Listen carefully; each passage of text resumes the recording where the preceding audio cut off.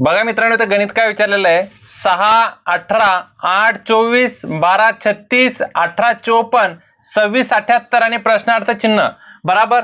मित्रांनो आता कसं आहे, काही असे खूप गणित येतात जे कन्फ्युजन करणारे असतात. फक्त वेगळी ट्रिक जर आपण लावली तर लगेच आपण उत्तर काढू शकतो. बघा हे कन्फ्युजन करणारं थोडं गणित आहे.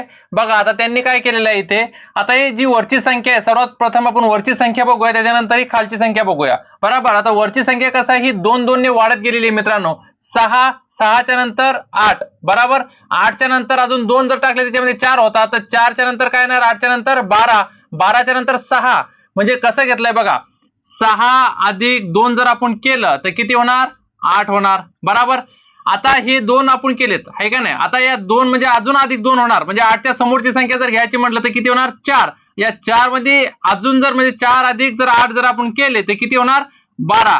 तर त्याच पद्धतीने समोरची संख्या 2 न वाढत गेलेली आहे. आता इथे 2 न वाढलेली, इथे 2 न वाढलेली, इथे 2 न, समोरची संख्या जी आहे ती पण 2 न. म्हणजे कसं बघा, आता इथे 6 बरोबर, 6 च्या नंतर 8 8 च्या नंतर अजून 4 4 वाढलेत म्हणजे किती येणार, 12 12 मध्ये अजून 6 वाढले तर किती येणार, 18 18 मध्ये अजून 8 वाढले तर किती येणार, 26. या 26 मध्ये अजून जर 2 वाढले तर किती येणार, 10. म्हणजे या 26 मध्ये जर 10 आपण केले तर किती येणार, समोरची संख्या 36 बरोबर. 26 मध्ये जर आपण 10 केले तर किती येणार, 36. तर ही समोरची संख्या किती येणार, 36. बघा हे आपल्याला समोरचं उत्तर भेटलेलं आहे.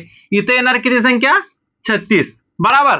आता खालचे गणित बरोबर. आता खालचं बघा, आता यांनी इथं काय केलेलं आहे, यांनी इथे केलेलं आहे मित्रांनो, 3 3 च्या फरकाचा इथं गुणाकार दिसतोय आपल्याला बरोबर. आता 6 गुणिला 3 जर आपण केलं, 6 त्रिक 18 बरोबर. आता 8 गुणिला जर 3 केलं, 8 गुणिला 3 8 त्रिक 24 बरोबर.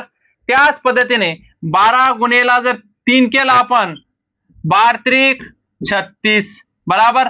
18 गुणिला जर 3 केलं, 18 गुणिला 3 जर आपण केलं, 18 त्रिक 54 बरोबर. त्याच पद्धतीने 26 गुणिला 3 जर केलं तर 26 त्रिक 78 बरोबर. त्याच पद्धतीने 36 गुणिला 3 जर आपण केलं मित्रांनो, 36 त्रिक 108 36 त्रिक 108. 36 गुणिला 3 जर आपण केलं तर आपलं उत्तर किती येणार आहे, 108. बघा जास्त वेळ न वाया घालता फक्त ट्रिक पद्धतीनेच आपण याचं उत्तर काढलेलं मित्रांनो. वरची जी संख्या आहे, जेव्हा असं प्रश्न उतरतो वरची ही संख्या आहे, जर 2 2 न 2 2 न याचा फरक वाढत जातो आणि त्याच फरकाने खालची जी संख्या आहे या 3 3 चाच म्हणजे याच्यामध्ये सहभाग घेतलेला आणि त्याचा गुणाकार केलेला आहे मित्रांनो. बघा त्याच पद्धतीने 6 गुणिले 3 जर केलं तर 18 आलं,